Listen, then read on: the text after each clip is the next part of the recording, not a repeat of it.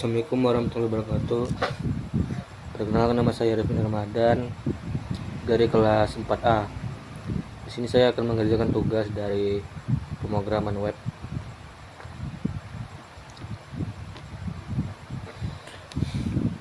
Di sini ada materi pertemuan 4, yaitu Scalable CSS Arsitektur dan Prosesor.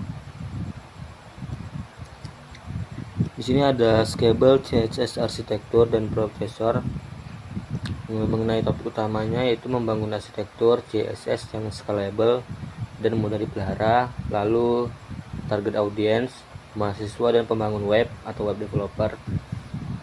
Lalu fokus ke arsitektur yaitu manajemen konflik, nama kelas, modularitas, pemroses atau preprocessor, dan perbandingan paradigma, penataan gaya styling.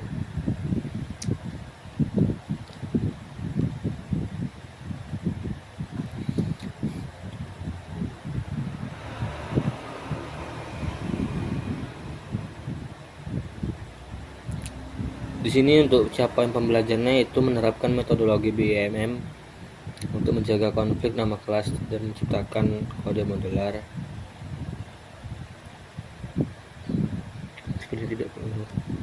Lanjut ke sifat global CSS dan efek sampingnya. Pertama, sifat global. Semua deklarasi kelas CSS secara bawaan atau default berlaku untuk seluruh halaman aplikasi. Side effect-nya, perubahan di satu tempat berdampak tak terduga di tempat lain. Lalu CSS specificity CSS specificity wars, yaitu persaingan menaikkan skor selektor atau menggunakan ID atau important untuk memaksa gaya diterapkan. Untuk alasan utama mengapa CSS sulit diatur pada skala besar adalah sifatnya yang global. Jika Anda mendefinisikan kelas card dengan padding tertentu, aturan tersebut akan menyebar ke setiap elemen berkelas card di seluruh proyek dalam tim besar. Hal ini memicu ketakutan untuk menghapus atau mengubah kode lama karena pengembang tidak tahu bagian mana saja yang akan hancur jika kode tersebut diubah. Masalah ini memaksa pengembang menggunakan trik kotor untuk memenangkan perang spesifisitas yang pada akhirnya membuat aplikasi lambat di render dan kode tidak bisa dirawat.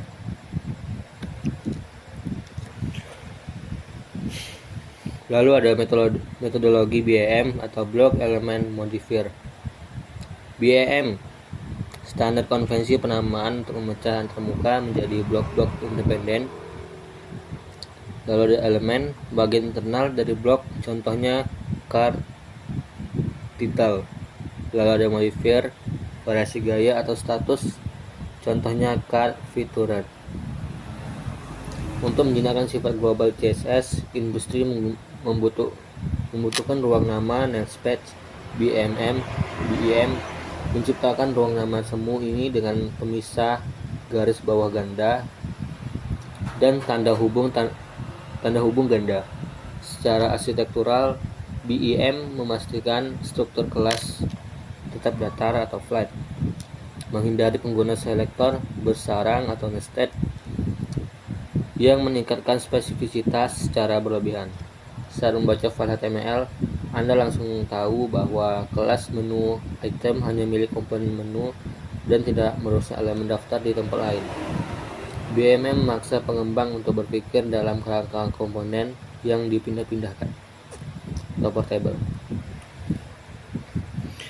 Lalu ada hutang teknis dan append only CSS.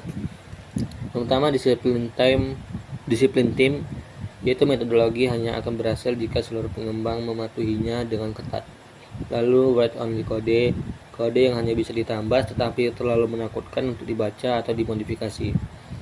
Lalu ada append only CSS. Praktik buruk di mana pengembang selalu menaruh kode baru di bagian paling bawah file. Tantangan terbesar dalam metodologi arsitektural bukanlah komputasi mesin, melainkan kedisiplinan manusia. Sangat menggoda bagi pengembang yang dikejar tenggat waktu untuk mengambil jalan pintas dengan menulis kelas utilitas kotor atau menumpuk selektor. Begitu kompromi ini terjadi, kode berubah menjadi write only. Pengembang berikutnya tidak akan berani menghapus gaya yang usang karena takut merusak sistem. Mereka hanya akan terus menambahkan kode baru di bagian bawah atau append only, membuat ukuran file membengkak secara permanen. Menerapkan metodologi BEM adalah investasi awal untuk mencegah hutang teknis ini berbunga di kemudian hari. Lalu ekstensi bahasa CSS atau CSS Processor, SAS atau SCSS.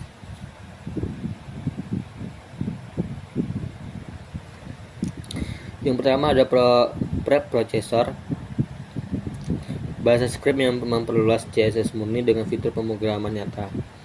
Yang kedua, transpilation, proses konversi kode SCSS menjadi CSS standar agar dapat dibaca oleh browser. Ketiga, nesting, kemampuan menulis aturan CSS secara bersarang mengikuti hierarki HTML asli. Keempat, variabel, yaitu penyimpanan nilai yang sering dipakai seperti warna dan font menggunakan tanda $. CSS tradisional dulunya sangat kaku karena tidak memiliki variabel atau logika.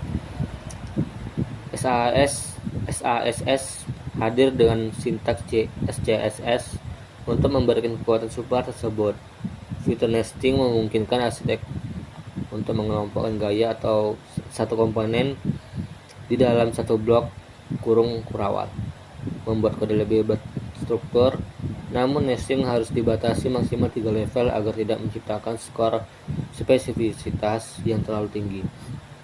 Sementara itu, fitur variabel memastikan bahwa jika perusahaan mengubah warna logo, Anda hanya perlu mengubah satu baris variabel seperti primary color, dan perubahan tersebut akan diterapkan otomatis ke seluruh aplikasi saat kompilasi. Selanjutnya ada pemrograman fungsional pada gaya atau SASS, mixins, function, dan partials. Mixins ialah kelompok deklarasi CSS yang dapat digunakan kembali atau reusable dan bisa menerima argumen.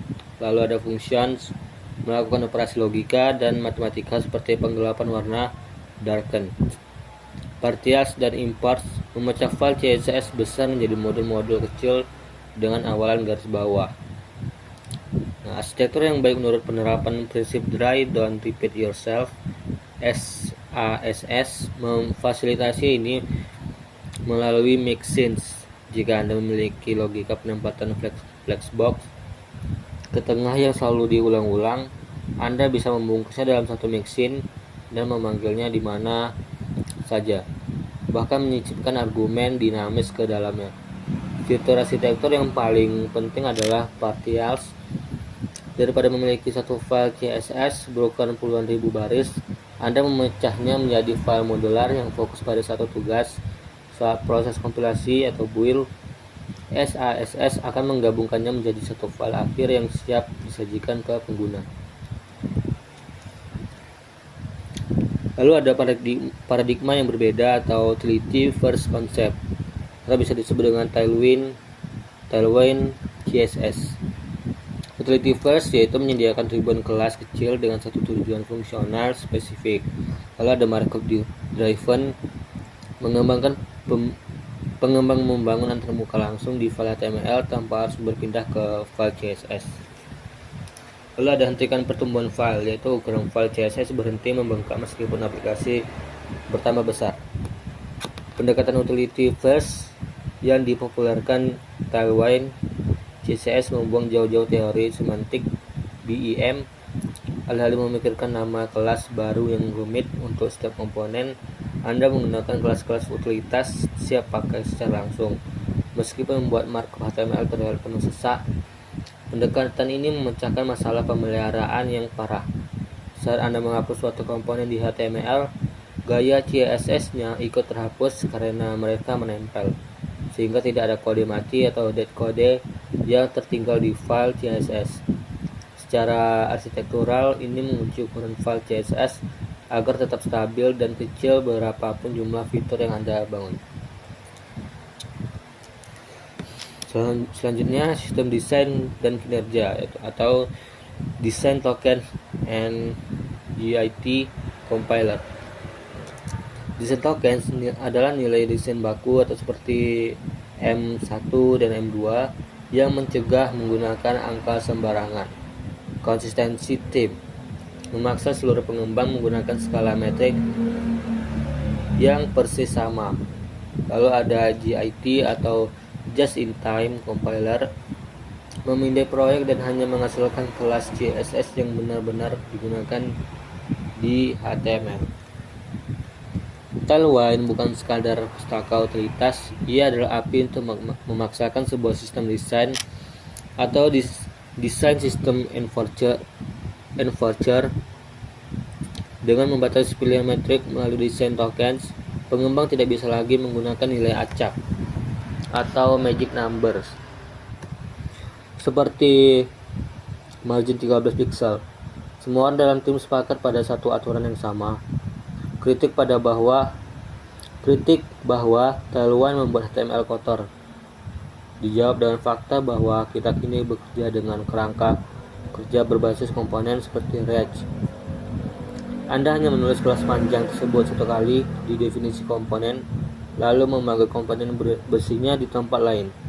Ditambah lagi, GIT Compiler menjamin bahwa file CSS hasil kompilasi sangat kecil karena hanya mencetak aturan yang terdeteksi dipakai dalam proyek.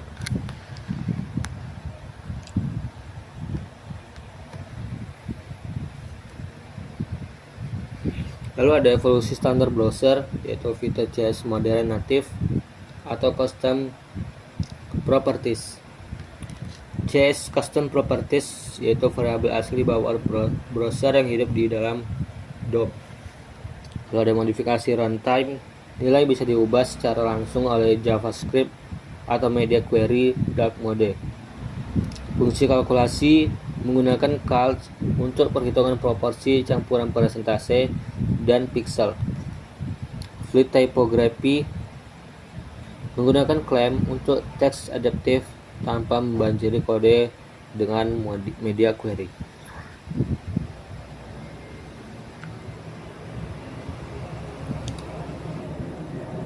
Browser saat ini sudah sangat canggih dan mengadopsi banyak fitur yang dulu hanya ada di preprocessor. Perbedaan paling dasar antara variabel SCSS dan CSS Custom Properties adalah keberadaannya setelah kompilasi. Variabel CSS asli tetap hidup di memori browser DOM, sehingga kita bisa mengubah nilainya secara dinamis saat aplikasi berjalan. Ini adalah arsitektur terbaik untuk membuat fitur dark mode tanpa perlu memuat ulang atau reload file gaya yang baru. Ditambah dengan fungsi hitung matematis dinamis seperti claim, kita bisa membuat tata letak dan ukuran font yang otomatis menyesuaikan diri seiring melebarnya ukuran layar perangkat, memaksa kebutuhan media query yang berlebihan.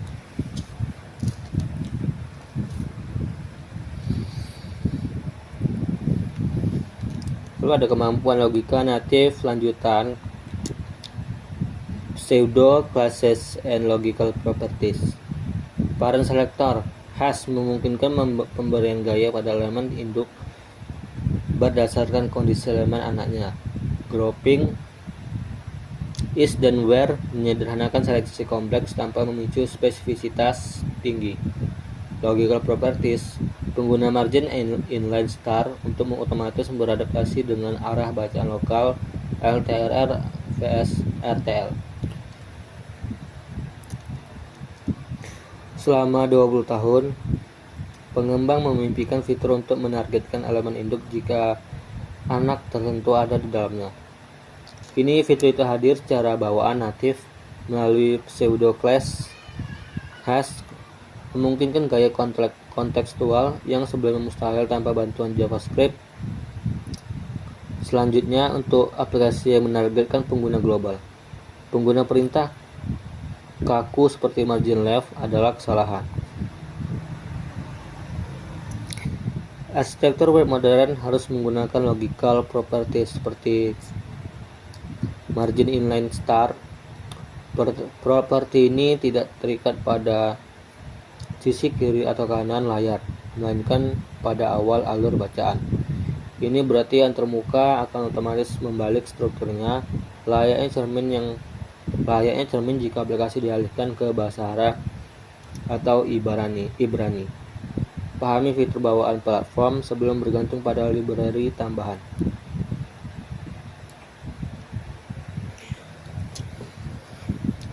Paradigma reaktif CSS in JS atau menggabungkan logika dan gaya.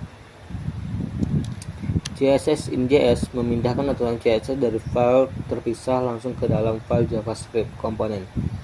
Lalu scoped stylus default kelas unik dihasilkan secara otomatis, misalnya scbdfbbq, menghilangkan risiko konflik nama selamanya. Dynamic styling, gaya dapat berubah instan merespon data atau variabel langsung dari JavaScript. Runtime overhead, mengorbankan beban kerja processors karena browser harus menghitung gaya ini saat aplikasi berjalan.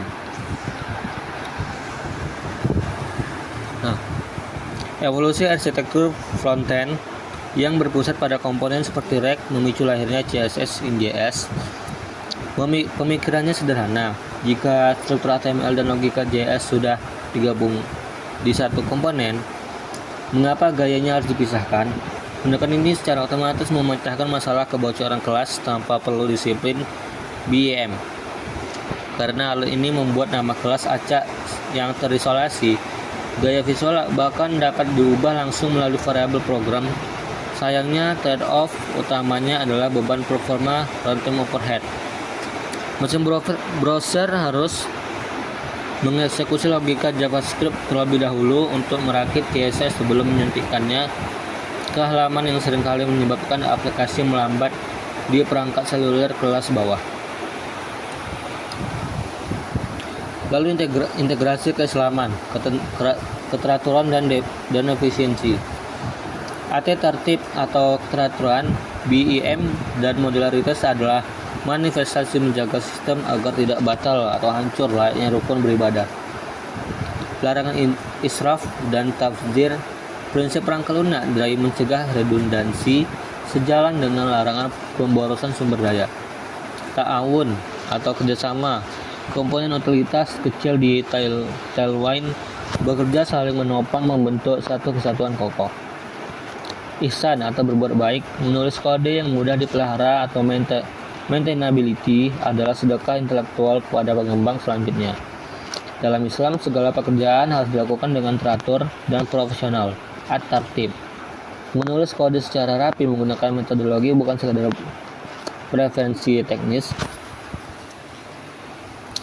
melainkan cerminan kedisiplinan seorang muslim. Menerapkan prinsip die, don't repeat yourself sejalan dengan larangan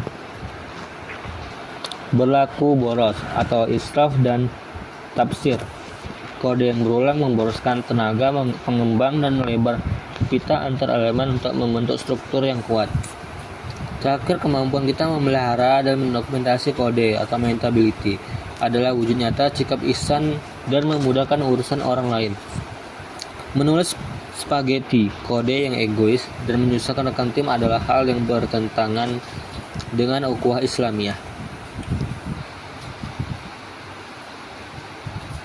Maksudnya ada evaluasinya dan analisis kritisnya. Nah, jadi untuk kesimpulan dan langkah selanjutnya itu sifat global CSS adalah bom waktu, metodologi, dan sistem arsitektur mengubah anarki tersebut menjadi model yang dapat diprediksi. Tidak ada solusi peluru perak atau silver bullet. CSS murni, Tailwind, dan CSS in JS memecahkan masalah berbeda pada konteks yang spesifik. Lalu ada gunakan kekuatan platform bawaan browser secara optimal sebelum membebani aplikasi dengan lapisan alat eksternal.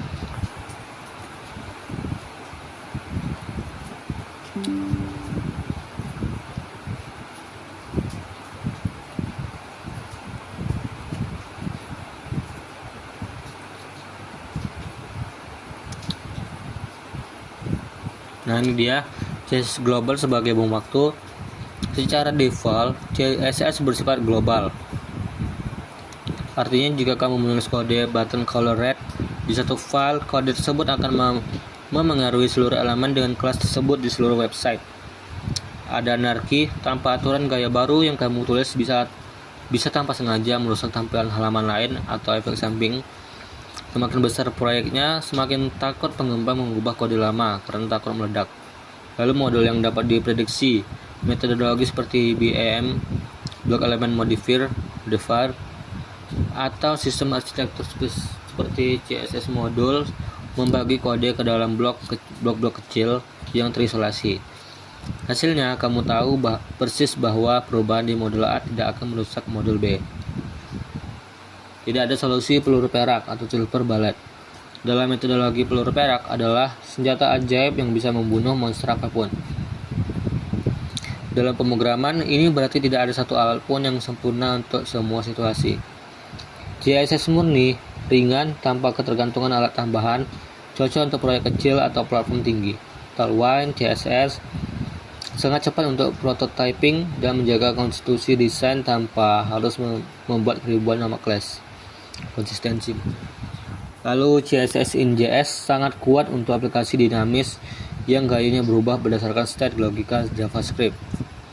Intinya jangan fanatik pada satu alat. Pilihan alat berdasarkan kebutuhan proyek, bukan karena tren. Nah, gunakan kekuatan platform bawaan atau browser. Ini ada kritik terhadap trend over engineering, di mana pengembang seringkali langsung menggunakan library JavaScript besar hanya untuk melakukan hal sederhana yang sebenarnya sudah bisa dilakukan oleh browser secara asli. Lapisan alat eksternal, library seperti Bootstrap, Framer Motion, atau library komponen pihak ketiga lainnya menambah beban unduh size aplikasi. Lalu kekuatan bawaan, sekarang CSS modern sudah punya fitur canggih seperti CSS Grid, Flexbox, CSS Variables, hingga Container Queries. Pesan, cek dulu apakah fitur tersebut sudah didukung oleh browser secara natif. Jika bisa dilakukan dengan CSS standar, jangan gunakan JavaScript atau alat tambahan ini, membuat aplikasi lebih cepat dan ringan. Nah, selanjutnya untuk pengimplementasian CSS-nya. Nah, jadi di sini saya menggunakan kode pen. Nah, untuk codingannya sudah saya persiapkan di sini. Saya hanya menggunakan codingan simpel saja.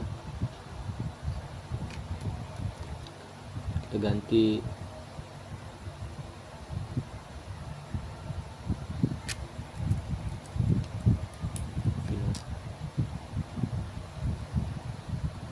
nah, ini untuk mengganti backgroundnya menjadi warna biru.